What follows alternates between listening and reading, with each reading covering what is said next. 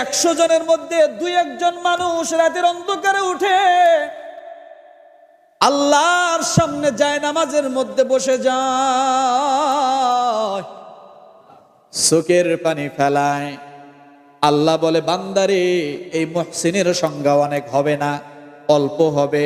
100 জনে 2-1 জন হতে পারে, 1000-এ 2-1 জন হতে পারে। এই জন্য আমি আল্লাহ তাদের সাথে আছি। ওয়া ইন্নাল্লাহা লামাআল মুহসিনিন। তাহলে বলেন তো মুহসিন কারা?